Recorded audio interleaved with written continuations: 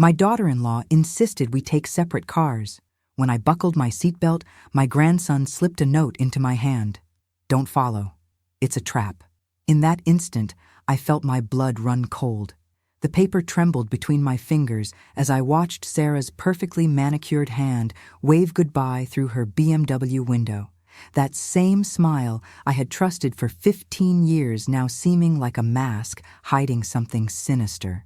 Can you imagine discovering that the family dinner you thought was a celebration might actually be your destruction? What would you do if your own grandson felt compelled to warn you against his own mother?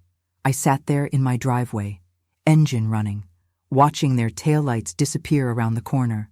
But I already knew that this evening would mark the beginning of a battle that would change everything in our family forever. My name is Katherine Wentworth.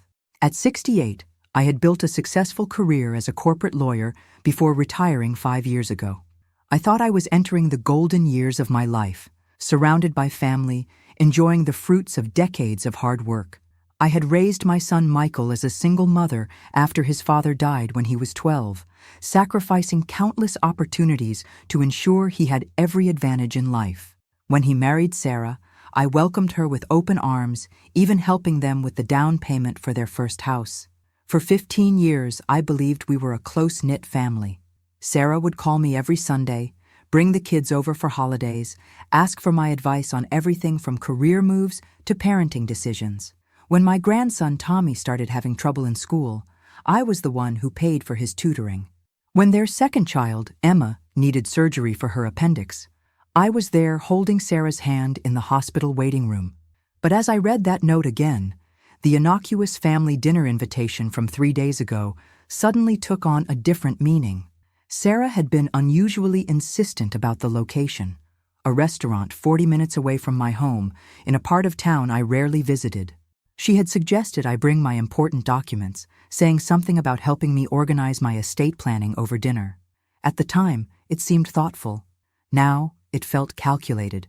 The handwriting on the note was definitely Tommy's, that same careful cursive his teacher had worked so hard to improve. My 15-year-old grandson, who rarely spoke above a whisper at family gatherings, had found the courage to warn me. The implications sent a chill down my spine that had nothing to do with the autumn evening. I turned off the engine and walked back into my house, the note still clutched in my palm.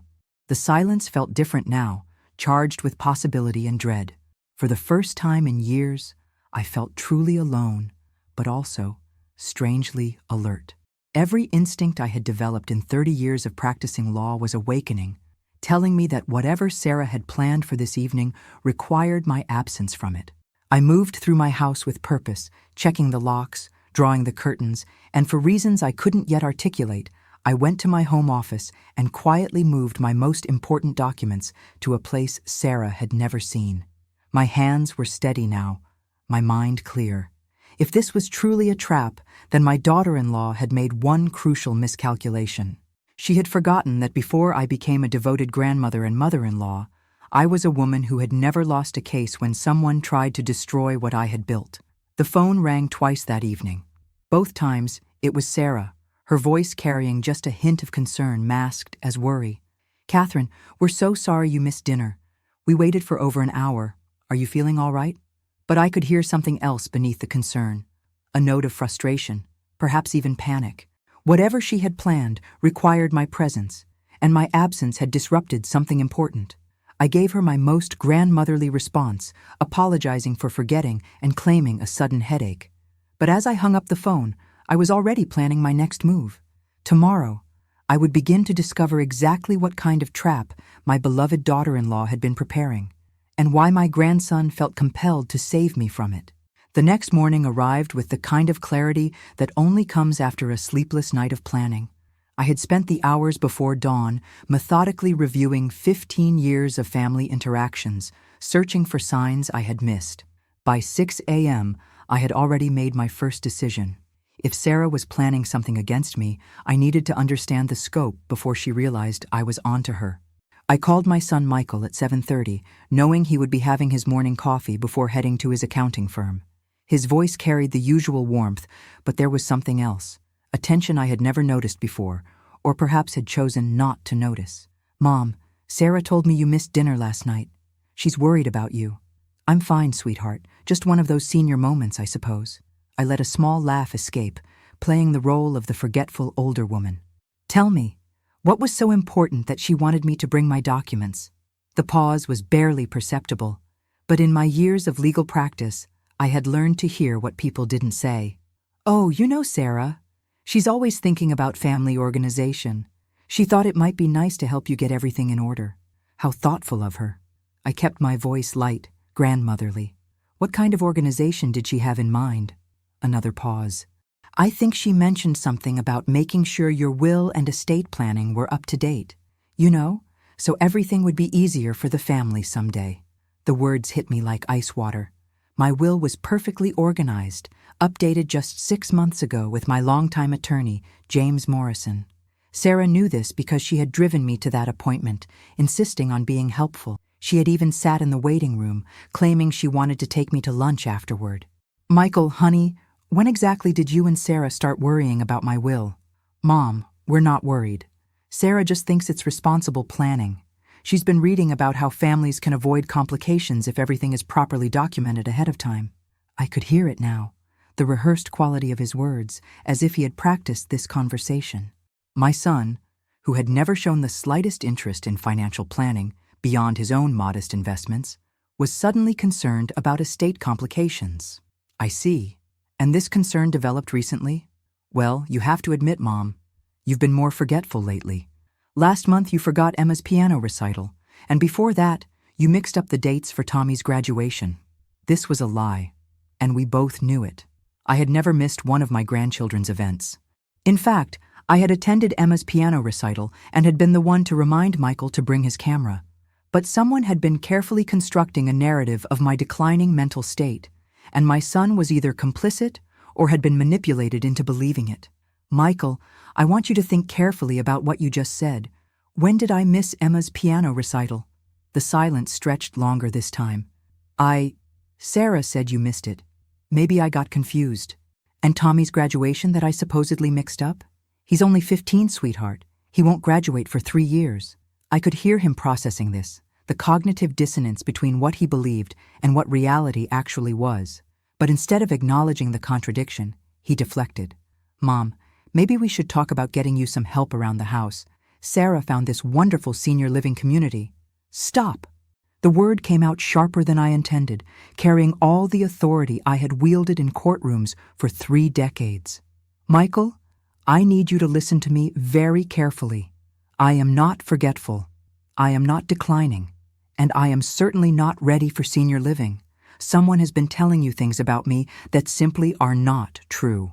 But even as I said it, I could sense him pulling away, choosing to believe his wife over his mother. The woman who had raised him, who had sacrificed her own social life to ensure he had everything he needed, was being erased by carefully planted seeds of doubt. After I hung up, I sat in my kitchen staring at the phone, feeling the full weight of what I was up against. This wasn't just about money or property. This was a systematic campaign to discredit my mental capacity. But why? And more importantly, how long had it been going on without my knowledge? I spent the rest of the morning making calls, starting with my attorney, James Morrison. His secretary informed me that Sarah had called his office just 2 weeks ago, claiming to be checking on my mental fitness and asking about procedures for updating wills when a person might be experiencing cognitive decline. My doctor's office revealed that Sarah had made similar inquiries, asking about signs of dementia and whether I had mentioned any memory problems during my recent checkup. She had presented herself as a concerned daughter-in-law, just wanting to help. By noon, I had a clearer picture. Sarah had been methodically building a case for my mental incompetence, using my own son as a witness to events that had never happened. The dinner last night was meant to be something more than just estate planning. It was probably meant to be a confrontation, possibly with witnesses present, where my supposed confusion would be documented. But she had made one critical error. She had underestimated Tommy, my quiet grandson who saw everything and rarely spoke. And she had definitely underestimated me. That afternoon, I did something I hadn't done in years. I opened the locked filing cabinet in my home office and pulled out a folder I had hoped never to use again. my investigator's contacts from my legal practice. If Sarah wanted to play the long game, she was about to discover that she was competing with someone who had spent decades outmaneuvering opponents who thought they were smarter than an aging woman. The real investigation was about to begin. The law office of Morrison and Associates hadn't changed much in the 40 years I'd been visiting. The same mahogany paneling, the same leather-bound legal volumes, even the same receptionist who had somehow managed to remain 25 for the past 2 decades. But today, I wasn't here as a retiree seeking routine legal advice. Today, I was here as a woman preparing for war. James Morrison looked up from his desk with the kind of concerned expression that had made him one of the city's most trusted estate attorneys. At 72, he was 3 years my senior and had handled my legal affairs since I was a young widow trying to navigate the complexities of single motherhood and career advancement. "Katherine, I have to tell you, I was disturbed by that phone call from your daughter-in-law. In 30 years of practice, I've rarely seen someone so thorough in their inquiries about a family member's mental capacity." I settled into the familiar leather chair across from his desk, the same chair where I had signed my first will, updated my estate planning, and handled the legal complexities of my husband's death decades ago. "James, I need you to tell me exactly what Sarah asked you." He opened a legal pad where he had clearly been taking notes during our phone conversation that morning. She wanted to know about the process for declaring someone mentally incompetent. She asked about conservatorships, guardianships, and specifically about how families could take control of an elder's financial affairs if they believed that person was no longer capable of making sound decisions. The words hit me like physical blows, but I kept my expression neutral.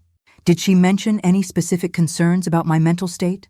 "She claimed you had been making irrational financial decisions, forgetting important family events, and showing signs of paranoia. She also mentioned that you had been talking about changing your will frequently, which she characterized as a sign of confusion. This was masterful manipulation. Sarah knew that I had updated my will 6 months ago, adding provisions for my grandchildren's education funds and specifying that my house would remain in the family. But she was twisting this responsible planning into evidence of mental instability. "James, I need you to document everything Sarah has said, and I need you to do something else for me." I leaned forward, and for the first time in years, I felt the familiar thrill of building a legal strategy. "I want you to arrange for me to have a comprehensive mental competency evaluation with Dr. Patricia Hoffman." Dr. Hoffman was the city's most respected neuropsychologist, someone whose evaluations were considered gold standard in court proceedings. If Sarah wanted to question my mental capacity, she would have to contend with professional documentation of my cognitive state. "Katherine, is this really necessary? Anyone who spends 5 minutes with you can see that your mind is sharp as ever. It's not about what's obvious, James. It's about creating an unshakable foundation. If someone is trying to build a case against my competency, I want ironclad evidence that their claims are fabricated." After leaving James's office, I drove across town to meet with someone I hadn't seen in 5 years, Detective Linda Chen, now retired from the police force but working as a private investigator. Linda had been invaluable during some of my more complex divorce cases, particularly those involving hidden assets and financial deception. Linda's office occupied the 2nd floor of a converted Victorian house, complete with creaky floors and windows that had seen better decades. But her investigative skills were as sharp as ever, and her discretion was legendary. "Katherine Wentworth," she said, rising from behind a desk covered with case files. "I heard you retired from practice. What brings the city's most formidable family lawyer to my humble establishment?" "Someone is trying to steal my life, Linda, and they're using my own family to do it." I spent the next hour outlining everything I had discovered about Sarah's campaign against me.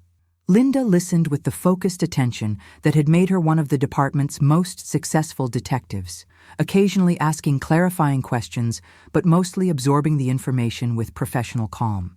"This is sophisticated," she said when I finished. "Your daughter-in-law has been building this case for months, possibly longer. The calls to your doctor, your lawyer, the manufactured incidents with your son, this isn't amateur hour." That's what concerns me most. Sarah was a marketing coordinator before she married Michael. She's intelligent, but this level of strategic thinking suggests either extensive research or guidance from someone with legal experience. Linda made notes on her legal pad. I can do background checks on Sarah and her recent associations, bank records, phone records if we can get access, social media activity. If she's working with someone, we'll find the connections. What about my son? How do I handle Michael's apparent complicity in this? Carefully, Linda said. He might genuinely believe what his wife is telling him. Gaslighting is incredibly effective, especially when it comes from someone you trust completely. We need to determine whether he's a willing participant or another victim. As I drove home that evening, I felt something I hadn't experienced in years, the satisfaction of taking control of a situation rather than simply reacting to it. Sarah had spent months, possibly years, constructing her plan, but she had made the fundamental error that many opponents had made before her. She had assumed that age equaled vulnerability, and that retirement meant the end of my professional capabilities. That night, I began creating what I had always called a war room in my home office. I cleared my desk of retirement hobbies and leisurely reading, replacing them with legal pads, file folders, and a timeline of every significant interaction I had with Sarah over the past 2 years. As I worked, I kept thinking about Tommy's note.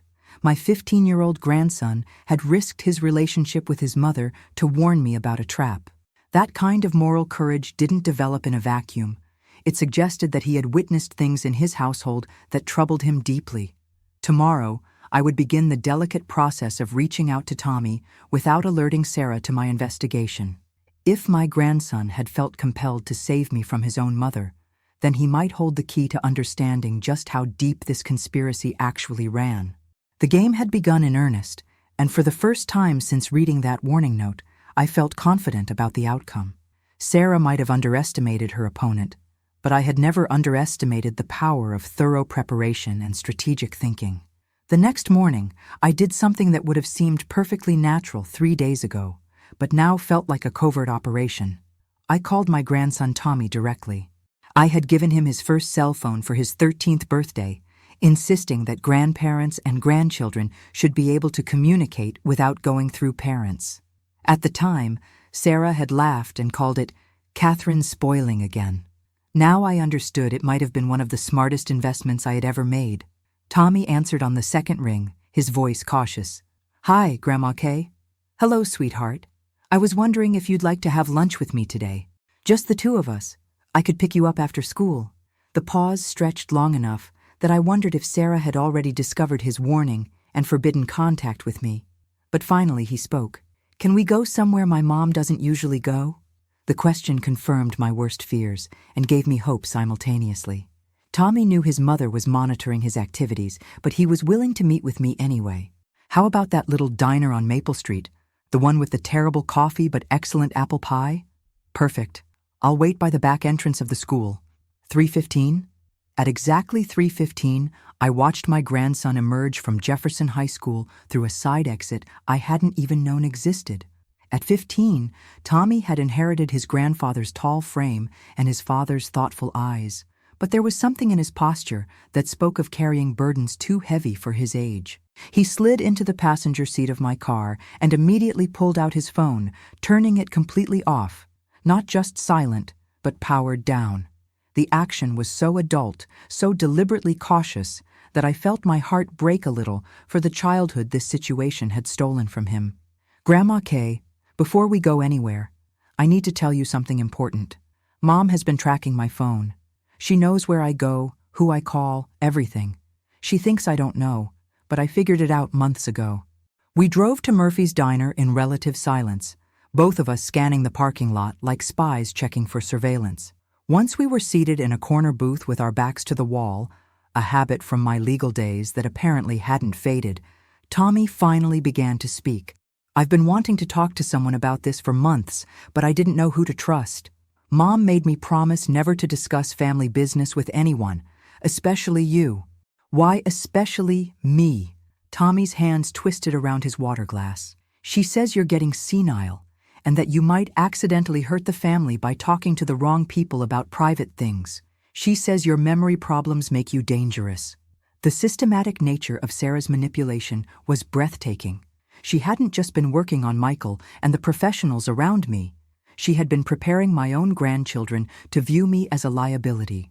Tommy, you've spent time with me almost every week for 15 years. Do I seem senile to you? That's just it, Grandma Kay. You don't. You remember everything.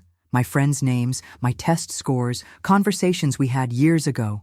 When Mom talks about your memory problems, I can never think of a single example. But she's so sure about it, and she has Dad convinced too. I reached across the table and covered his hands with mine. Tell me about the night you gave me that warning. Tommy's story unfolded like a legal deposition, and I realized that living in a household where truth was constantly manipulated had taught him to pay attention to details with unusual precision. Mom had been planning that dinner for weeks, but not the way she told you.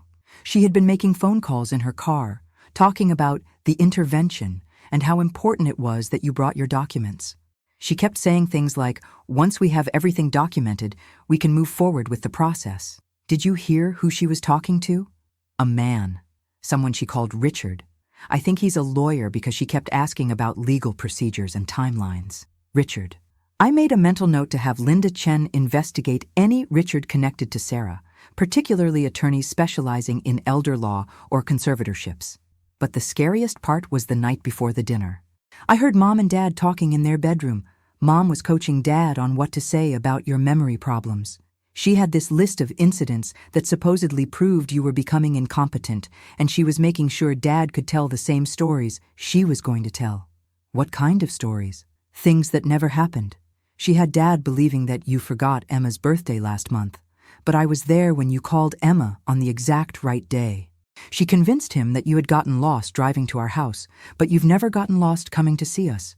She even had him believing that you had asked the same questions multiple times during conversations, which you never do. The methodical nature of this gaslighting campaign was more sophisticated than anything I had encountered in my legal practice.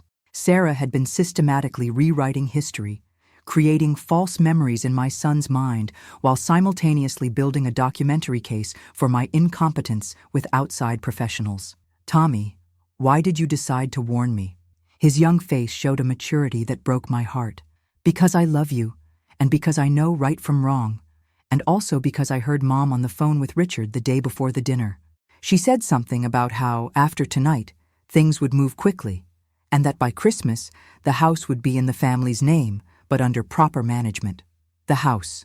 My home of 35 years, the house where I had raised Michael, where my grandchildren had taken their first steps and celebrated countless holidays. Sarah's ultimate goal was beginning to come into focus. Has your mother discussed what would happen to me after she gained control of my affairs? She talks about how much happier you'd be in a nice assisted living facility where you could get proper care and wouldn't have to worry about managing a big house alone. I felt the rage building, but I channeled it into calculation rather than emotion. Sarah had been planning not just to steal my assets, but to warehouse me in an institution while she enjoyed the fruits of my life's work. Tommy, I need you to know that none of what your mother believes about my mental state is true. I am completely competent, and I am going to fight this. But I need your help, and I need to know that helping me won't put you in danger at home. Grandma Kay, I want to help. I can't stand watching Mom lie about you, and I can't stand seeing Dad believe those lies. Just tell me what you need. As we sat in that diner booth, grandmother and grandson planning a defense against his mother's betrayal, I realized that this battle would require more than just legal strategy. It would require dismantling a web of lies so carefully constructed that it had fooled my own son. But with Tommy as my ally and the resources I was assembling, Sarah's perfect plan was about to encounter its first real obstacle: the truth, backed by evidence and presented by someone who had never lost a case when the stakes truly mattered. 3 days after my lunch with Tommy, Linda Chen called with information that transformed my understanding of what I was truly facing. Her voice carried the grim satisfaction of a detective who had uncovered something significant and disturbing. Katherine, you need to sit down for this. Your daughter-in-law's conspiracy goes much deeper than family manipulation. This is organized, professional, and you're not her first target. I was in my kitchen, mechanically preparing my morning coffee, but Linda's words made me sink into the nearest chair. What did you find? Richard Blackwood, attorney specializing in elder law and conservatorships. Sarah has been meeting with him for 8 months. His practice focuses on what he calls family asset protection, but his methods are questionable. I found 3 other families who have filed complaints against him for questionable conservatorship proceedings, all involving elderly parents or grandparents who were declared incompetent under suspicious circumstances. The coffee maker finished its cycle, but I ignored it completely. Are you telling me that Sarah hired a lawyer who specializes in stealing from elderly people? That's exactly what I'm telling you. But it gets worse. Blackwood's retainer agreement with Sarah shows he's working on contingency. He gets 30% of any assets he helps her gain control over. We're talking about roughly $400,000 if he succeeds in having you declared incompetent and transferring your house and investments to family management.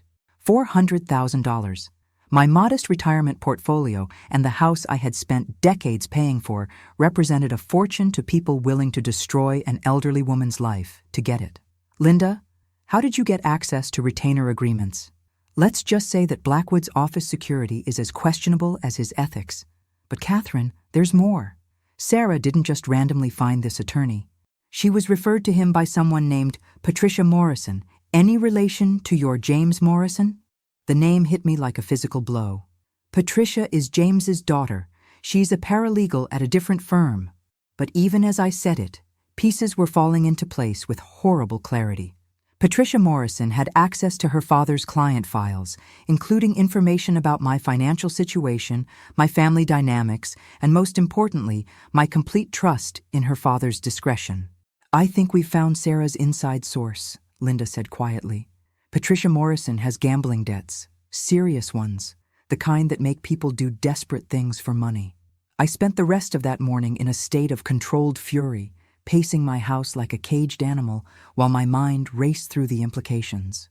Patricia Morrison had grown up knowing me as Aunt Katherine, had been present at family celebrations, had even babysat Michael when he was young. The betrayal felt personal in a way that Sarah's manipulation somehow hadn't. But by afternoon, I had channeled that rage into strategic thinking. If Sarah had professional help in building her case against me, then I needed to understand exactly what evidence they thought they had gathered and how they planned to use it.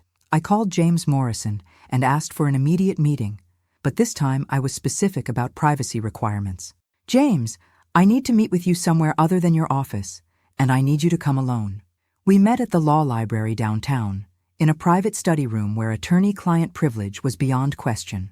When I explained what Linda had discovered about his daughter, James Morrison, aged 10 years in 10 minutes. Katherine, I need you to know that I had no idea Patricia was involved in anything like this. But now that you've told me, certain things are starting to make sense. She's been asking questions about my clients, particularly my older clients with substantial assets. I thought she was just showing interest in estate law. James, I need to know exactly what information Patricia would have had access to regarding my financial situation and family dynamics. His expression grew more grave as he considered the question. Everything. Client files, confidential conversations, family background information, assessment notes about family relationships.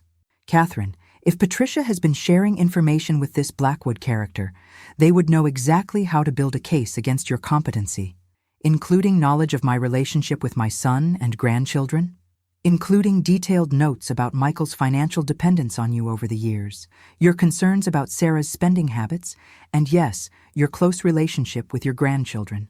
This explained how Sarah had known exactly which pressure points to target. She hadn't just been lucky in her manipulation. She had been working from a detailed psychological profile of our entire family dynamic. That evening, I made a decision that would have seemed impossible a week earlier. I called Michael and asked him to come to my house alone for dinner, claiming I had something important to discuss about the family's future. When my son arrived, I saw him differently than I ever had before. This wasn't just my child, the boy I had raised and sacrificed for. This was a man who had been systematically manipulated into believing his mother was becoming incompetent, and I needed to approach him as carefully as I would approach any witness whose testimony had been compromised. Michael, I want you to tell me, in your own words, when you first became concerned about my mental capacity. He shifted uncomfortably in his chair, the same chair where I had helped him with homework for 12 years. Mom, why are we talking about this? Because I'm trying to understand something important. Please, just humor me. Well, Sarah started noticing things first. Little things, like forgetting appointments or repeating stories. Then she pointed out some bigger concerns, like the time you forgot Emma's recital. Michael, I want you to think very carefully about that recital. Can you picture me missing it? Can you actually remember me not being there? I watched his face as he struggled to reconcile his wife's account with his own memories. The cognitive dissonance was visible, the exact moment when he realized he couldn't actually remember me missing the recital because I hadn't missed it. Sarah said you weren't there, but do you remember me not being there? The silence stretched between us, filled with years of trust and manipulation colliding. Finally, he spoke, his voice smaller than I had heard since he was a child. No, I don't remember you not being there. I remember you being in the front row, clapping louder than anyone else. Michael, I think your wife has been lying to you about me, and I think she's been doing it for a very long time. What followed was the most difficult conversation I had ever had with my son, as I walked him through each supposed incident of my mental decline, asking him to separate what he had actually witnessed from what Sarah had told him he had witnessed. By the end of the evening, Michael was sitting at my kitchen table with his head in his hands, realizing that he had been systematically deceived by the woman he had trusted most in the world. Mom, if what you're saying is true, if Sarah has been lying about all of this, then why? What does she gain? I didn't answer immediately. Instead, I pulled out the folder Linda Chen had prepared, containing documentation of Sarah's meetings with Richard Blackwood, the financial analysis of what she stood to gain, and the evidence of Patricia Morrison's involvement. As Michael read through the documents, I watched my son transform from a manipulated husband back into the intelligent, ethical man I had raised. The anger that crossed his face was not directed at me, but at the realization of how completely he had been used. She was going to have you declared incompetent and take control of everything you've worked for your entire life. And she was going to use you as the primary witness to my mental decline. Michael looked up from the documents, his eyes filled with a mixture of rage and shame. Mom, I'm so sorry. I should have known. I should have questioned. No, sweetheart, this was expertly done. Sarah had professional help and inside information. She knew exactly how to manipulate you because she had detailed knowledge of our family dynamics. But even as I comforted my son, I was already planning the next phase of my counterattack.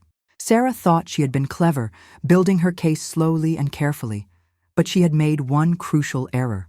She had allowed her conspiracy to grow large enough that it now included multiple people with their own vulnerabilities and motivations. Tomorrow, I would begin the process of turning her own weapons against her.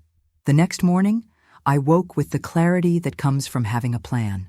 For 30 years in legal practice, I had learned that the best defense is often a systematic offense, and Sarah's elaborate conspiracy had given me multiple pressure points to exploit. But first, I needed to secure my position completely before she realized her perfect plan was unraveling.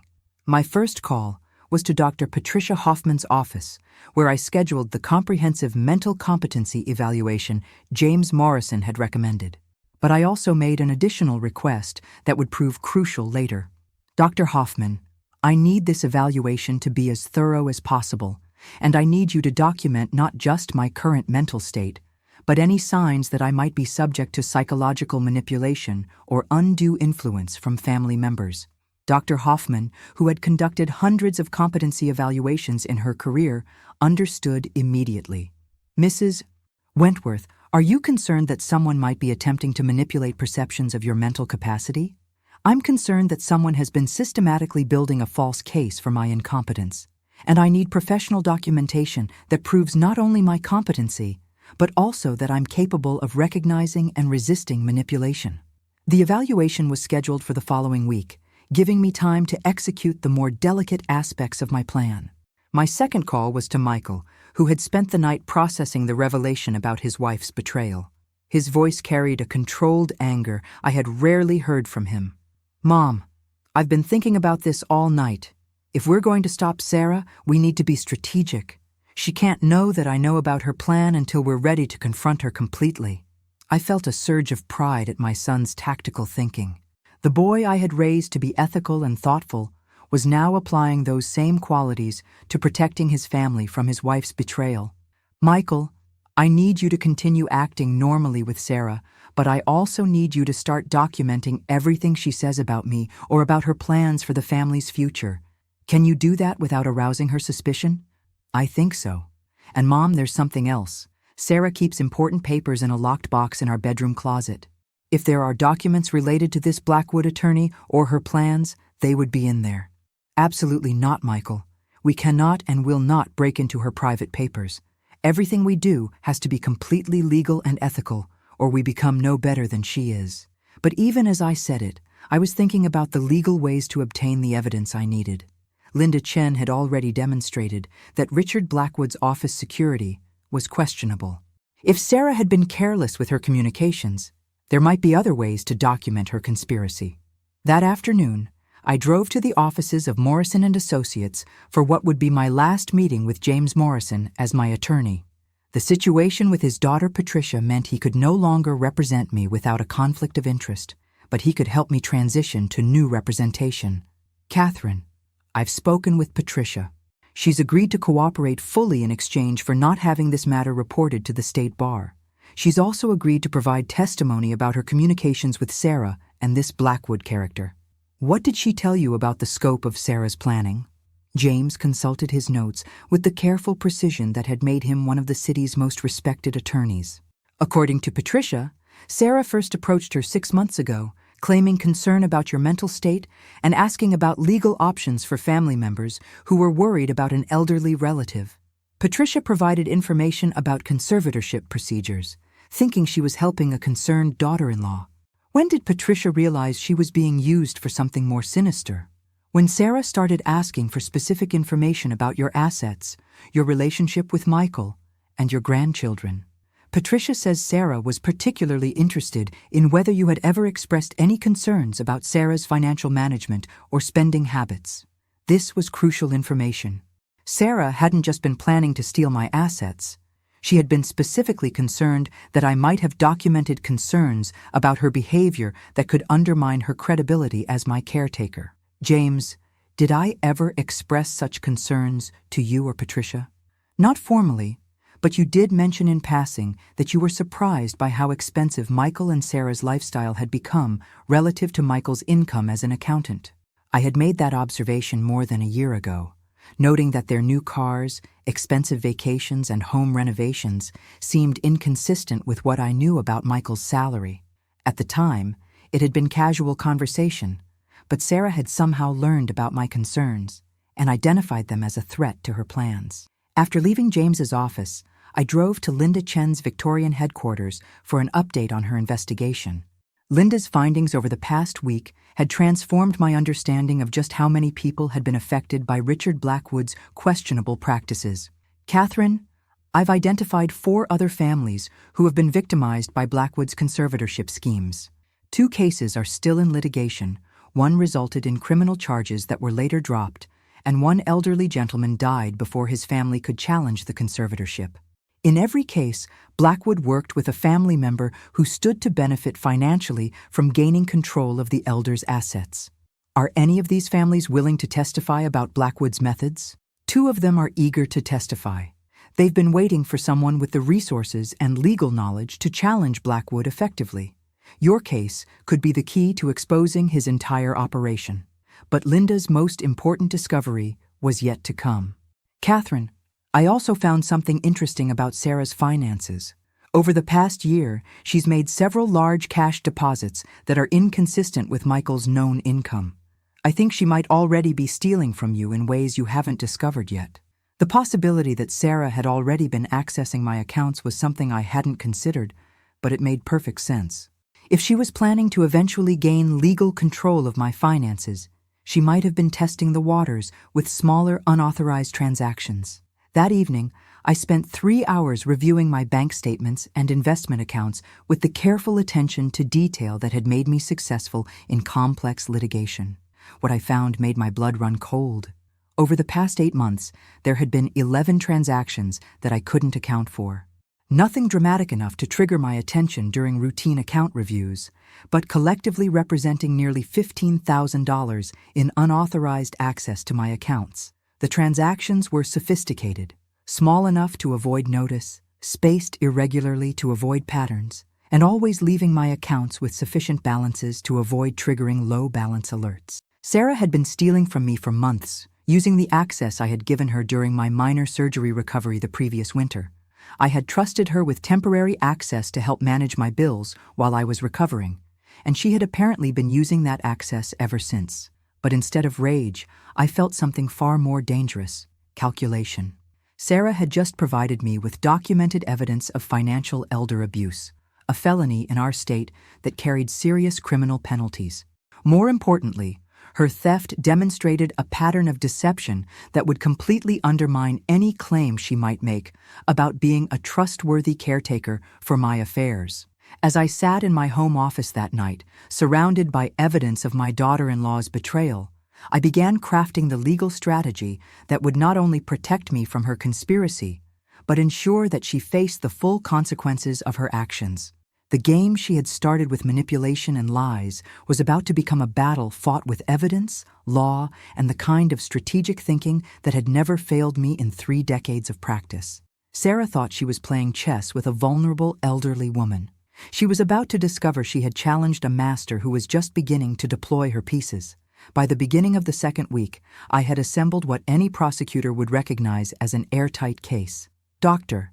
Hoffman's comprehensive evaluation had confirmed not only my complete mental competency, but had also documented clear evidence that I was the victim of a systematic campaign designed to undermine perceptions of my cognitive abilities.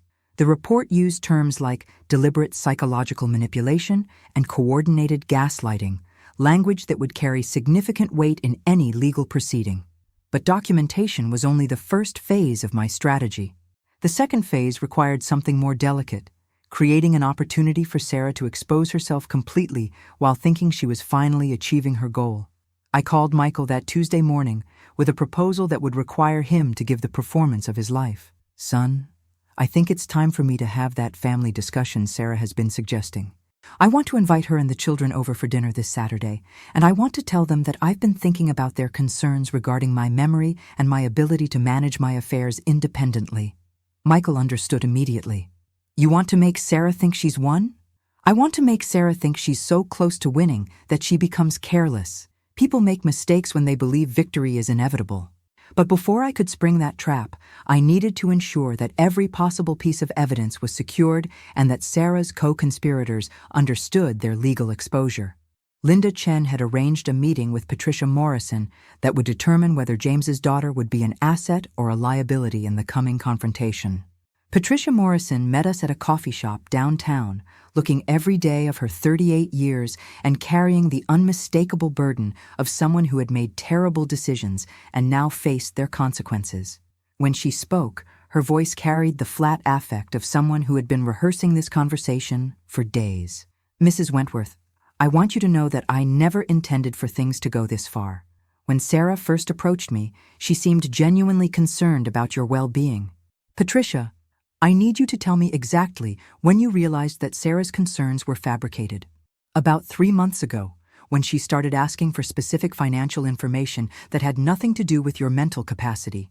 She wanted to know about your investment portfolio, your insurance policies, the exact value of your house. Those aren't the questions someone asks when they're worried about a family member's cognitive decline." Patricia's cooperation was crucial, but I needed to be certain of her commitment before Saturday's dinner. "I need to know that you understand the seriousness of your situation. You've been complicit in a conspiracy to defraud an elderly person of their assets. That's a felony that could result in prison time and the permanent loss of your legal career. I understand completely, and I'm prepared to testify about everything Sarah asked me to do and everything I told her.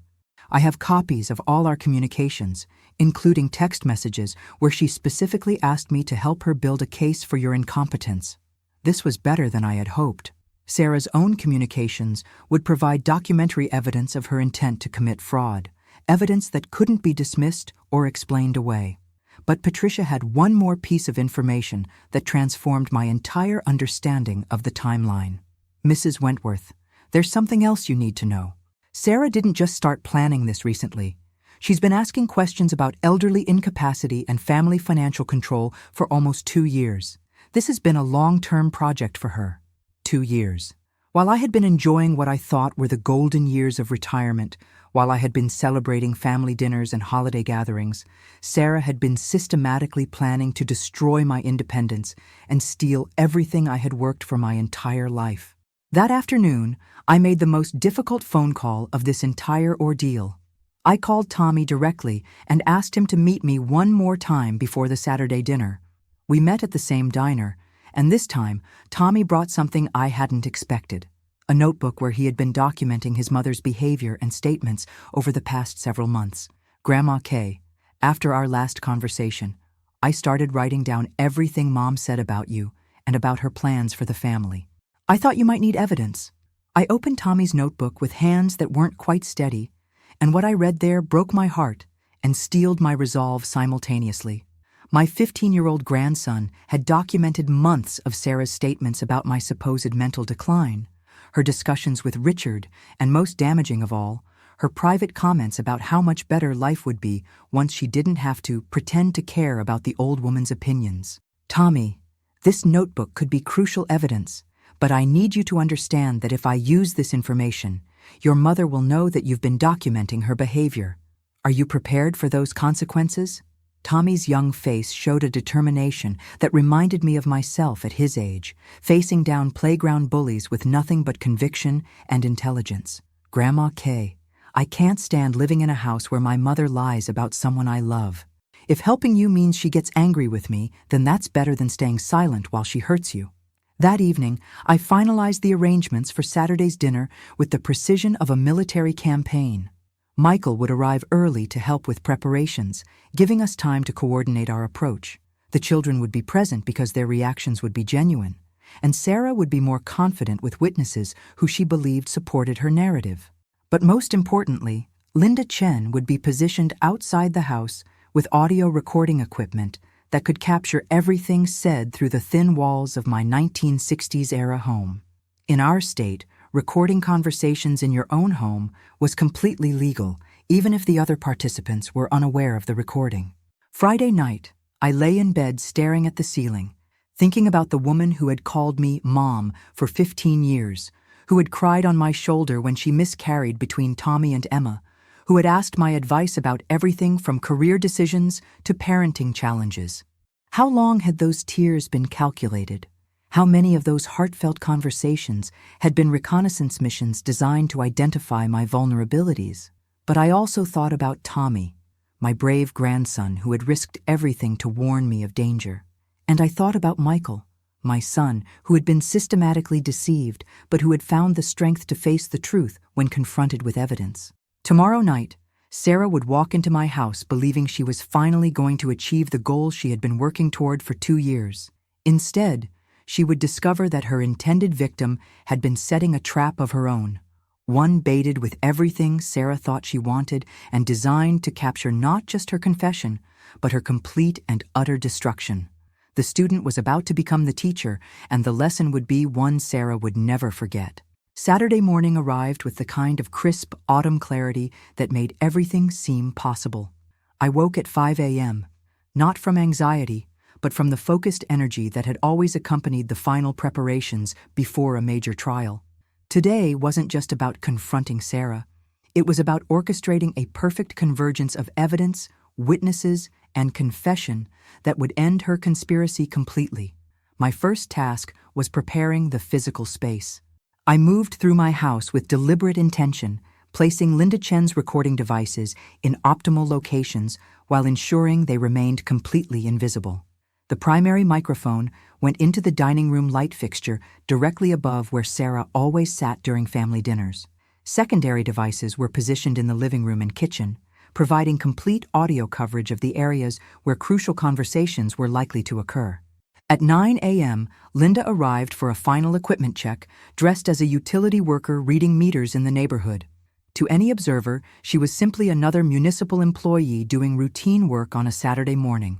But her presence in the area meant that if Sarah's confession implicated her in any criminal activity, We would have law enforcement backup available within minutes. Katherine, are you absolutely certain you want to proceed with this approach? Once Sarah realizes what's happening, there's no going back to family dinners and pretending everything is normal. I was arranging flowers in the dining room, the same centerpiece I had used for family gatherings for 15 years. But today, those familiar domestic rituals felt like preparation for battle. Linda, there was never going to be a path back to normal. Sarah has been planning to destroy my life for 2 years. The only question now is whether she succeeds or whether I stop her completely. At noon, Michael arrived with the children, and I saw immediately that he had prepared them, as we had discussed. Emma, now 12 and perceptive beyond her years, had been told that today's dinner was important for helping Grandma Kay with some family decisions. Tommy, of course, knew much more, and his tension was visible in the careful way he moved through my house, as if he were memorizing details for a final time. "Mom, are you ready for this?" Michael asked quietly while the children were in the living room. "I've been preparing for this my entire career. Sarah thinks she's been playing a long game, but she's never faced someone who actually knows how to play." At 2 p.m., I called Sarah directly, putting the final phase of my plan into motion. "Sarah, dear, I've been doing some thinking about our conversation last week, and I believe you and Michael might be right about my needing help with managing my affairs. Could you come over early today before dinner? I'd like to discuss some family planning decisions while the children are occupied with television." The eagerness in Sarah's voice was unmistakable. "Of course, Katherine. I'm so glad you're ready to have this conversation. I can be there in 30 minutes. Those 30 minutes allowed me to review my strategy one final time with Michael. He would play the role of the concerned son who supported his wife's assessment of my declining capabilities, but he would also guide the conversation toward the specific topics that would prompt Sarah to reveal the scope of her planning. Remember, Michael, the goal is to get Sarah to explain her entire plan while thinking she's convincing me to accept it voluntarily. She needs to feel so confident about her victory that she becomes careless about what she reveals. When Sarah's BMW pulled into my driveway at 2:30, I watched from the window as she sat in her car for almost 5 minutes, apparently gathering herself for what she believed would be her moment of triumph. When she finally approached my front door, her expression was perfectly composed, the mask of loving concern that had fooled me for 15 years. "Katherine, you look wonderful today," she said, as I invited her in, her voice carrying exactly the right note of affectionate worry. "I'm so proud of you for being willing to have this conversation." We settled in the living room where so many family celebrations had taken place, but today the familiar space felt charged with dangerous possibility. Sarah positioned herself in her usual chair, the spot where she had sat during countless holiday dinners and birthday parties, never knowing that she was being recorded by equipment hidden throughout the room. "Sarah, I've been thinking about what you and Michael have been telling me about my memory problems, and I'm beginning to see that you might be right. There have been several incidents recently where I've felt confused or uncertain about things that should have been clear to me." This was the opening Sarah had been waiting for, and I watched her face transform with barely concealed satisfaction.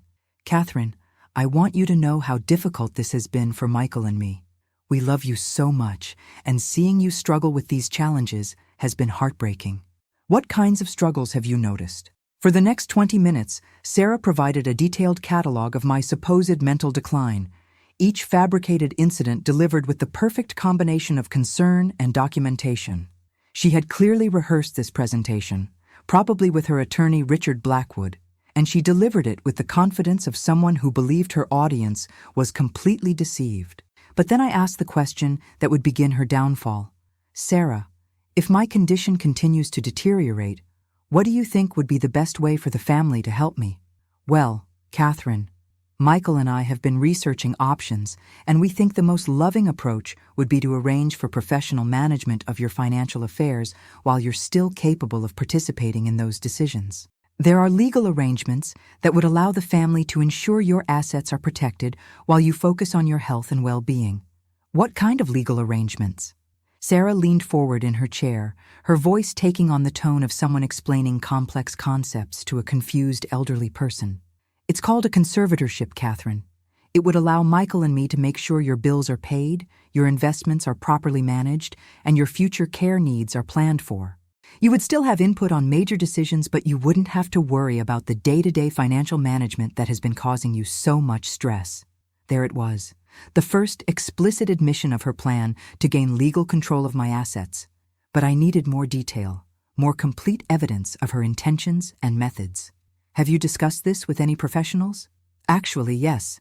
I've been consulting with an attorney who specializes in elder law, just to understand our options. His name is Richard Blackwood, and he's helped many families navigate these difficult transitions. Sarah had just admitted on tape to consulting with Blackwood about gaining control of my assets, but the most damaging revelations were still to come. Sarah, I have to ask you something, and I need you to be completely honest with me. How long have you been concerned about my mental capacity? The question caught her off guard, and for the first time since her arrival, I saw a flicker of uncertainty cross her face. Well, Katherine, these things develop gradually. I've been noticing small changes for quite some time. How long is quite some time? Perhaps 18 months? Maybe 2 years? Perfect. Sarah had just admitted to planning my downfall for exactly the time frame Patricia Morrison had documented. But I wasn't finished with her yet. Sarah, there's something else I need to discuss with you. I've been reviewing my financial accounts, and I've noticed some transactions that I can't remember making. Have you noticed me making any unusual financial decisions recently? For the first time since the conversation began, Sarah looked genuinely uncomfortable. What kind of transactions, Katherine? Small withdrawals, payments I don't recognize. The kind of thing that might indicate I'm not managing my finances as carefully as I should be. I watched Sarah calculate her response, weighing the risk of admitting to her theft against the opportunity to use my discovery as further evidence of my incompetence. Katherine, this is exactly what Michael and I have been worried about. If you're making financial transactions you can't remember, then we really need to consider transferring your account management to someone who can help protect you from making mistakes. She had taken the bait perfectly, interpreting my knowledge of her theft as evidence of my confusion, rather than recognizing it as proof of her crimes. The conversation continued for another hour, with Sarah revealing detail after detail of her conspiracy while believing she was convincing a confused elderly woman to surrender control of her life voluntarily. By the time Michael called us to dinner, I had everything I needed to destroy her completely. But the most devastating revelations were still to come, because Sarah had no idea that her intended victim had been setting a trap for months, and that every word she had spoken was being recorded for use in the criminal and civil proceedings that would follow. Dinner began with the familiar rhythm of family conversation that had characterized our gatherings for 15 years. Emma talked about her school project on renewable energy, Tommy shared updates about his basketball team, and Michael asked about my plans for the upcoming holidays. To any observer, we looked like a normal family enjoying a Saturday evening meal together. But beneath the surface normalcy, every participant except Sarah knew that this would be our last dinner as a family in any traditional sense. Within the next hour, the carefully constructed facade of our relationships would be stripped away completely, revealing the calculated betrayal that had been growing like a cancer at the heart of our family. Sarah, confident from our earlier conversation that she had finally achieved her breakthrough with me, was more relaxed than I had seen her in months. She even complimented my cooking, something she rarely did, and made several references to how nice it would be when I didn't have to worry about managing all the details of running a household. You know, Katherine, she said as I served dessert, I've been thinking about what we discussed earlier, and I believe the sooner we can get you some help with your financial management, the better. These memory issues have a way of progressing quickly. This was my cue to begin the final phase of the evening. Sarah, before we make any major decisions, there are some things I need to clarify with you. Some questions that have been troubling me. Of course, Katherine. What's on your mind?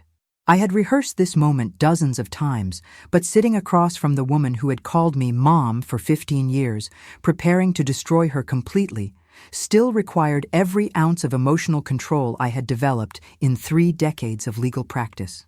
Sarah, when you've been consulting with your attorney, Mr. Blackwood, about my situation, what exactly have you told him about my mental state? The question hung in the air like a blade.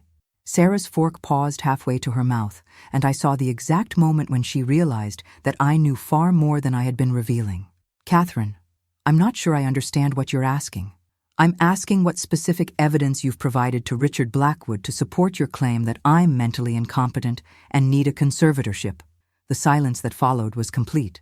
Tommy and Emma stopped eating, sensing the shift in atmosphere even without understanding its significance. Michael watched his wife with the careful attention of someone seeing her clearly for the first time in years. How do you know about Richard? Sarah's voice was barely above a whisper. I know about Richard Blackwood because I've spent the last 2 weeks investigating the conspiracy you've been building against me. I know about your meetings with him. I know about the financial arrangement where he gets 30% of any assets he helps you steal from me. I know about Patricia Morrison and the confidential information she provided about my legal and financial affairs. Sarah's face went through a remarkable transformation, shifting from confusion to calculation to something approaching panic. Katherine, I don't know what you think you've discovered, but I know about the $15,000 you've stolen from my accounts over the past 8 months. I know about the fabricated incidents you've used to convince Michael that my memory is failing. I know that you've been planning this for 2 years, Sarah.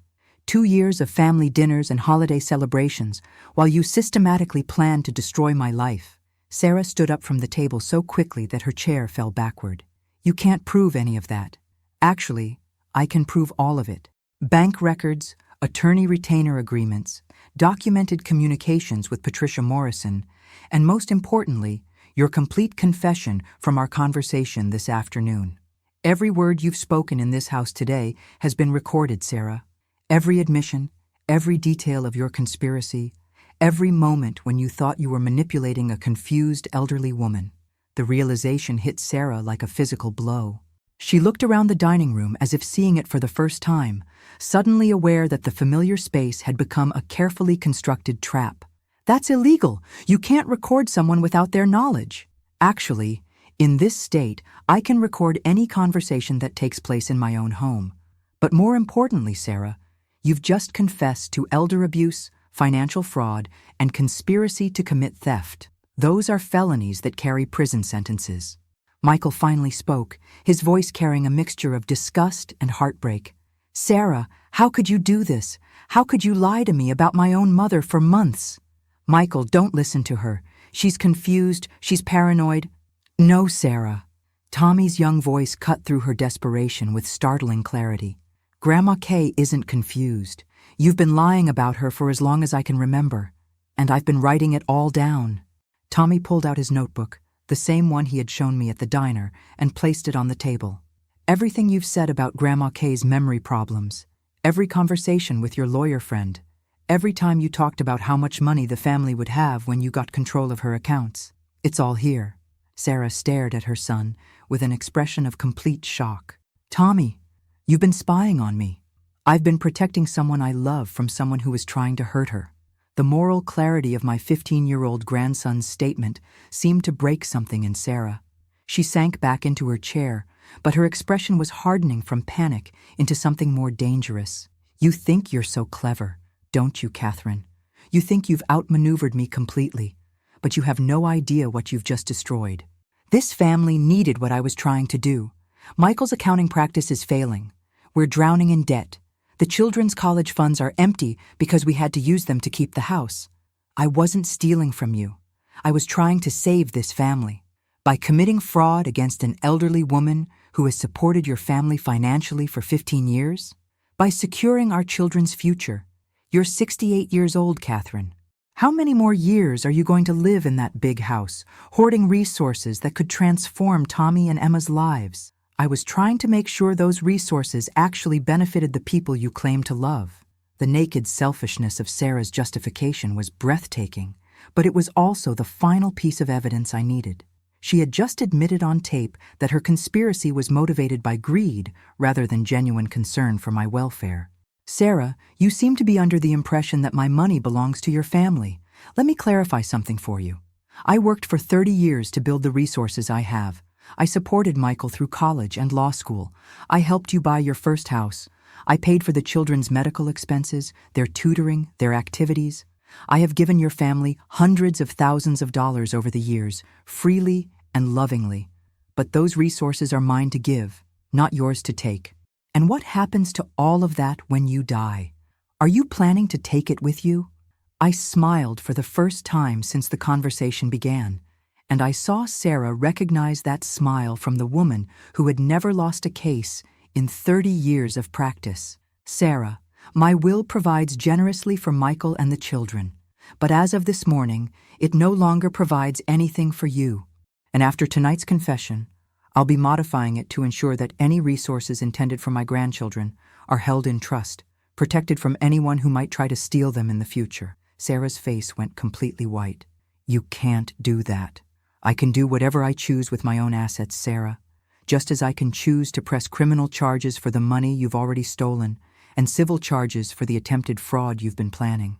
For the first time since I had known her, Sarah looked genuinely defeated.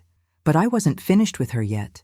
Justice required not just stopping her conspiracy, but ensuring she faced the full consequences of her actions. The final phase of the evening was about to begin.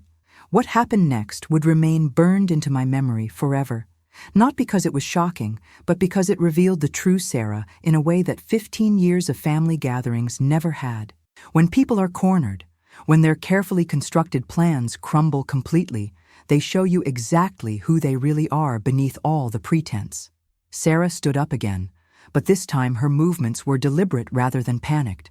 She walked to the window and stared out at the street for several long moments, and when she turned back to face us, her expression had transformed into something I had never seen before. Cold calculation mixed with genuine hatred. You know what, Katherine? You're absolutely right. I have been planning this for 2 years, and you know what else?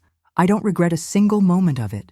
The children looked terrified, Emma clutching Tommy's hand while both of them stared at their mother as if they were seeing a stranger. Michael's face was a study in heartbreak and disbelief. Sarah, please don't make this worse than it already is, Michael said quietly. Worse? Sarah laughed, a sound devoid of any warmth or humor. Michael, do you have any idea how exhausting it's been pretending to care about your mother's opinions for 15 years? Do you know what it's like to sit through endless family dinners listening to stories about her brilliant legal career while we struggle to pay our bills? She turned to me, and the mask was completely gone now.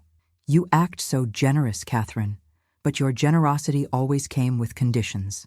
Every time you helped us financially, you made sure we knew it was your money, your decision, your magnanimous gift. You never just gave. You loaned. You advised. You controlled. That's not true, Sarah. Every financial gift I gave your family was freely given with no expectation of repayment or control. Freely given?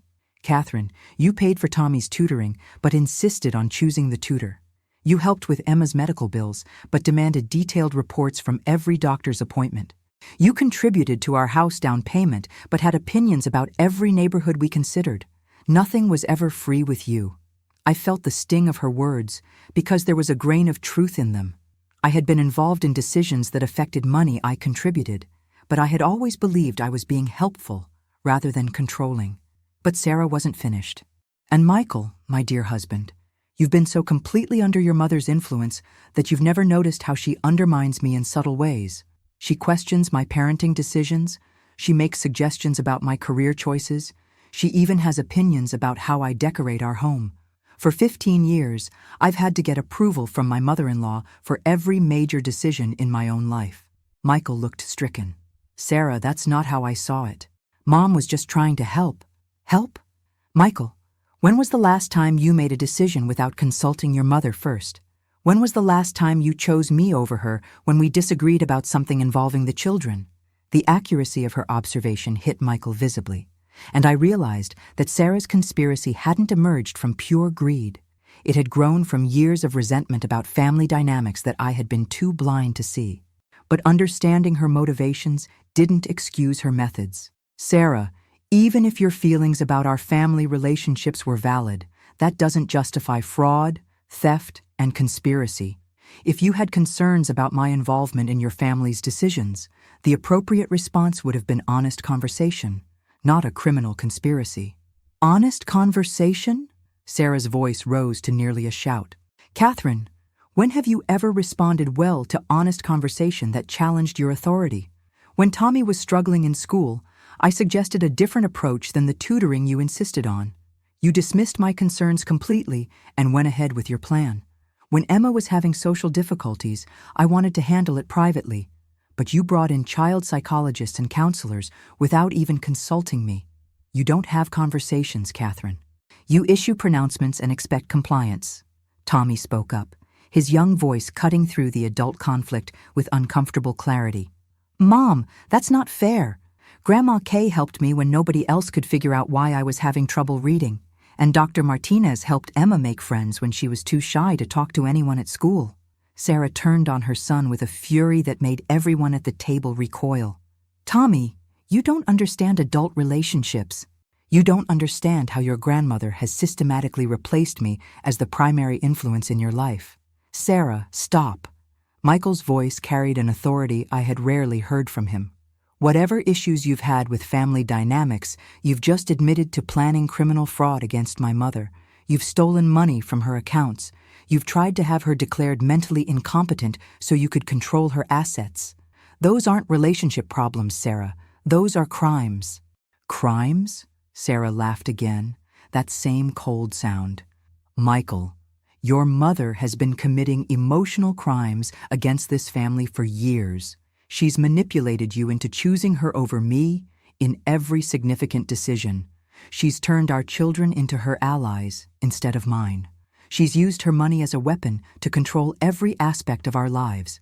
If what I've done is criminal, then what she's done is monstrous.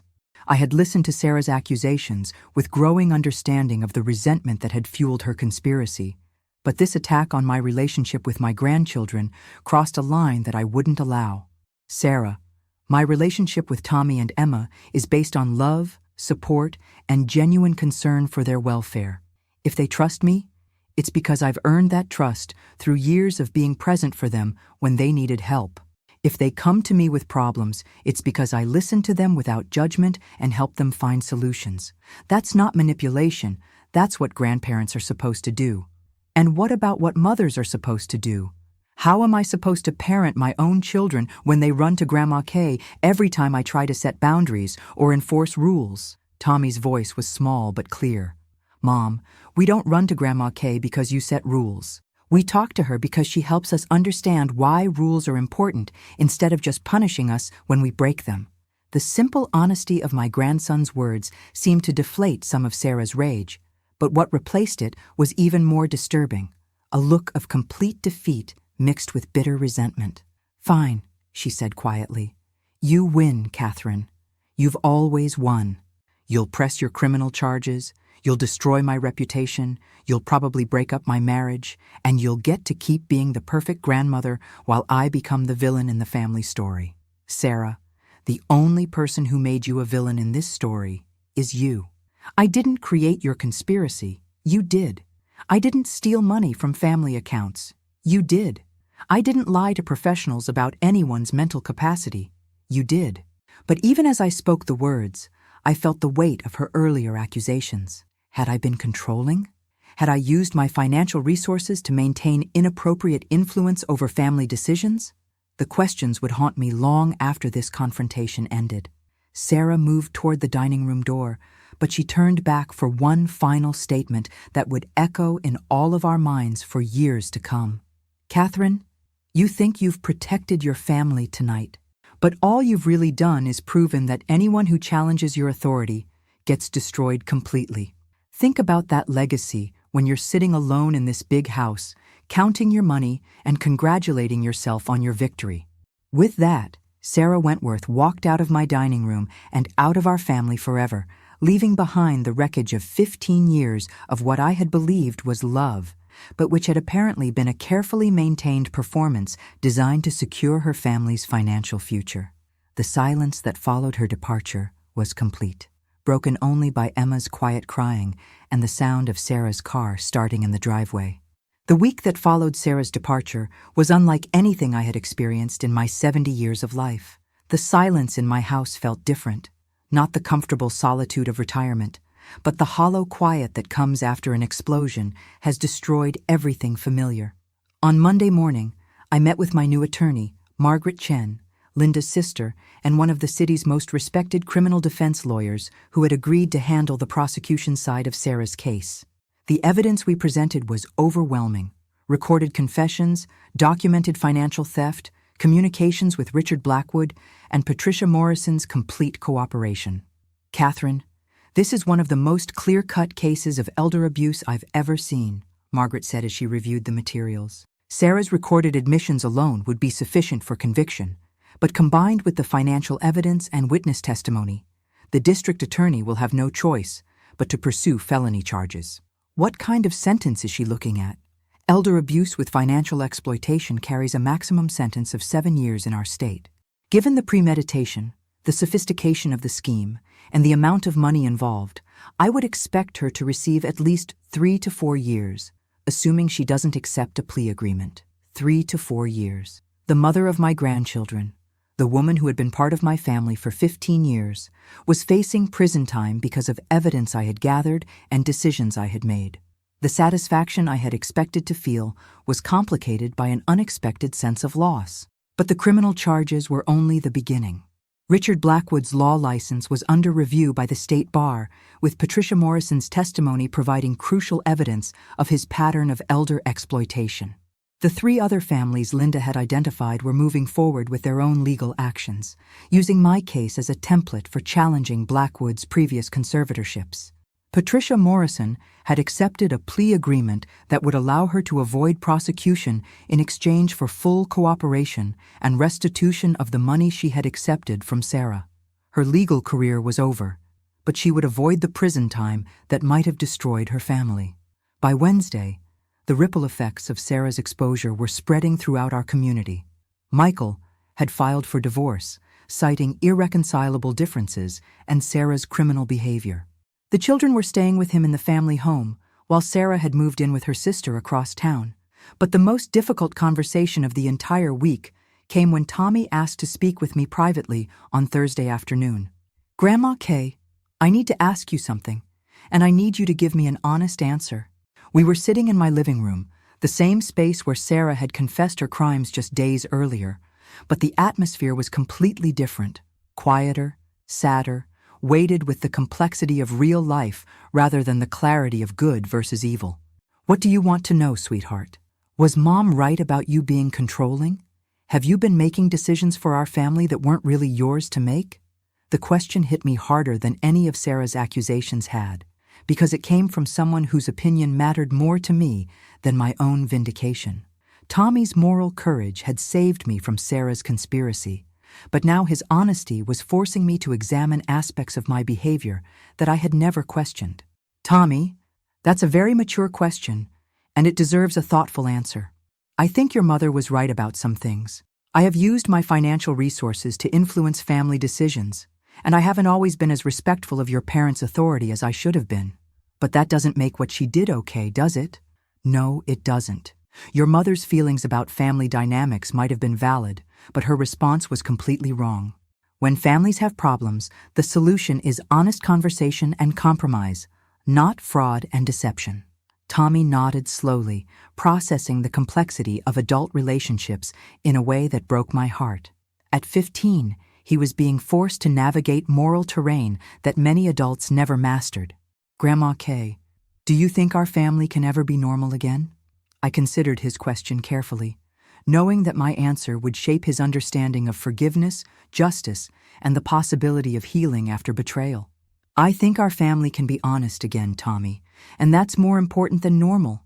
What happened with your mother taught all of us things about ourselves that we needed to learn. Your father learned that he needs to think independently rather than just accepting what people tell him. I learned that generosity can become control if I'm not careful about boundaries.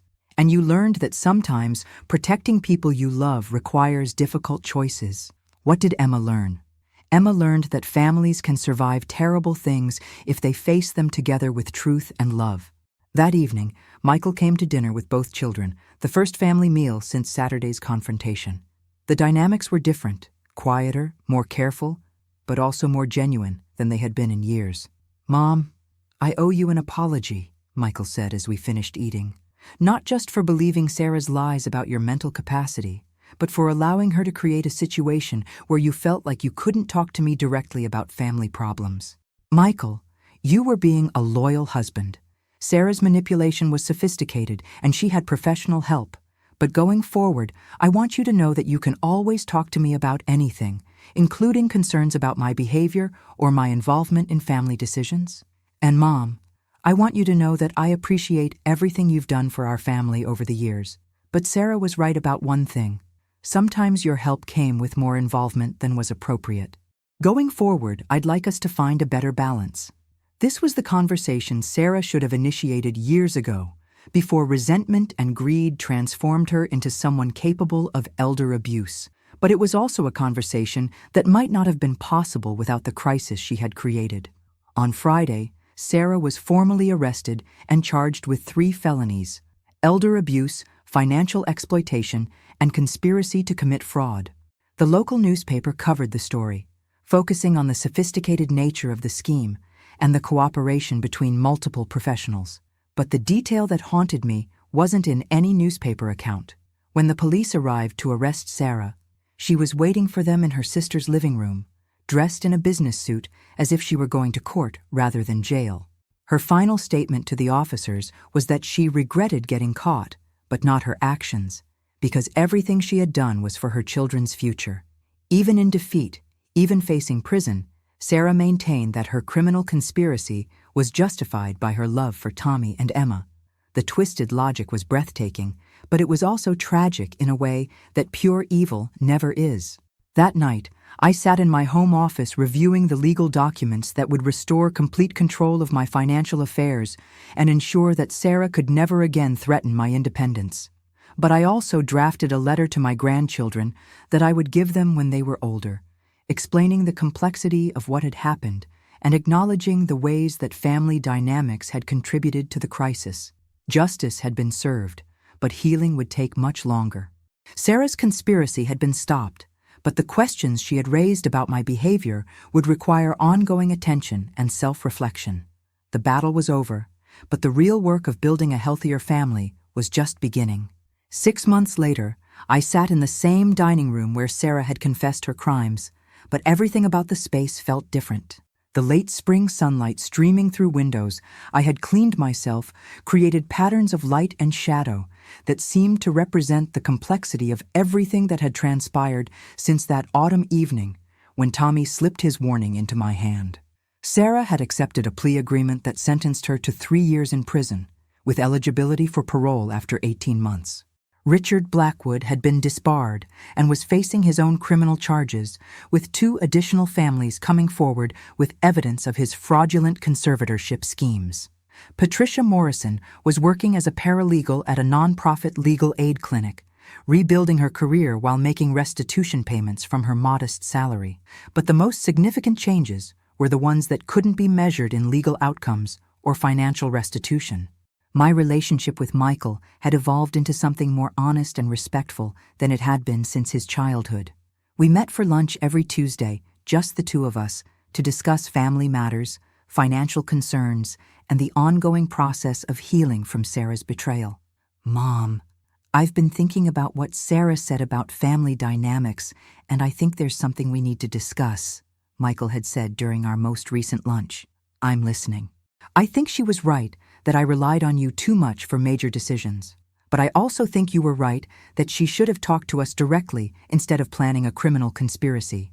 Going forward, I want to make sure I'm capable of providing for my family independently while still maintaining the close relationship we've always had. This conversation had led to Michael accepting a position with a larger accounting firm, increasing his salary substantially and reducing his family's financial dependence on my support. It was a change he should have made years earlier, but Sarah's manipulation had convinced him that my financial assistance was both necessary and permanent. The children were thriving in ways that surprised everyone.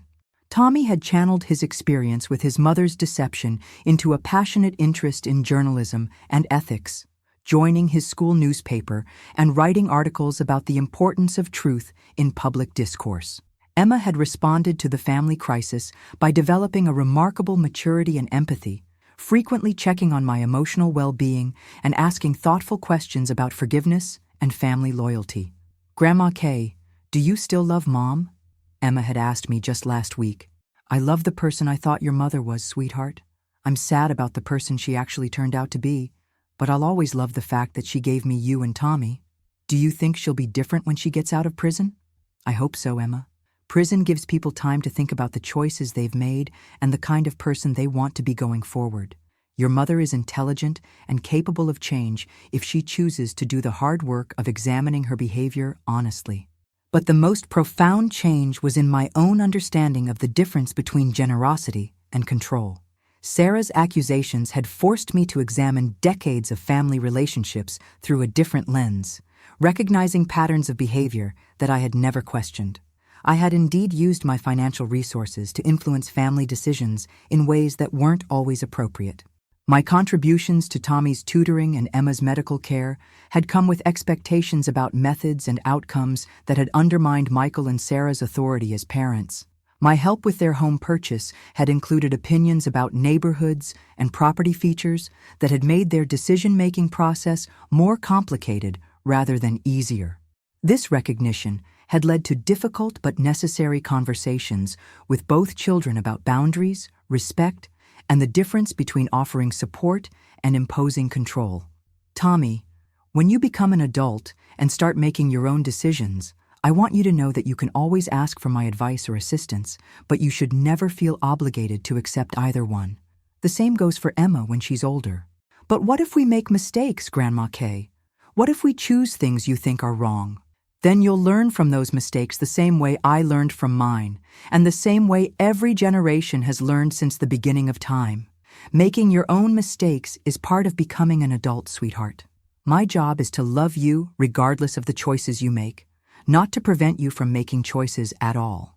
These conversations were part of a broader process of redefining my role in the family, shifting from the matriarchal authority figure I had been to something more like a trusted advisor who could be consulted but not depended upon for every major decision. The financial aspects of this transition had been surprisingly liberating. Instead of providing ongoing support that created dependency, I had established education trusts for both grandchildren that would be available when they reached college age, but couldn't be accessed or influenced by anyone else. I had also made it clear to Michael that future financial gifts would be genuine gifts without conditions or expectations, offered when requested rather than imposed based on my assessment of need.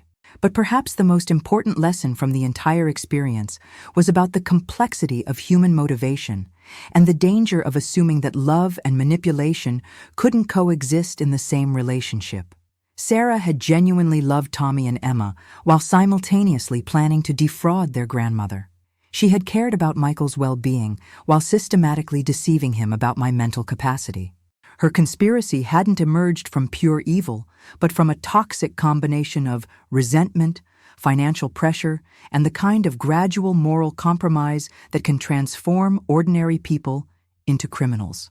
Understanding this complexity didn't excuse Sarah's behavior, but it did provide insight into how families could prevent similar situations in the future. Open communication, clear boundaries, and regular examination of power dynamics weren't just idealistic goals. They were practical necessities for maintaining healthy relationships across generations. As I sat in that dining room, reviewing the legal documents that had restored my complete independence and the family photographs that reminded me of 15 years of shared history, I realized that Sarah's conspiracy had actually given me something valuable despite its criminal intent. It had forced me to examine my own behavior, improve my relationships with Michael and the children, and develop a more sustainable approach to family dynamics. The woman who had tried to destroy my life had inadvertently helped me build a better one. 3 weeks ago, I had received a letter from Sarah, written from the Women's Correctional Facility where she was serving her sentence. The letter was brief, focused primarily on asking about the children and expressing regret for the pain her actions had caused them. But it also included a single paragraph that suggested she was beginning to understand the complexity of what had transpired. Katherine, I know you probably don't want to hear from me, and I understand why. But I need you to know that I've spent a lot of time thinking about what happened, and I realize that I let resentment turn me into someone I never wanted to be. You weren't perfect in how you handled family relationships, but you never deserved what I tried to do to you.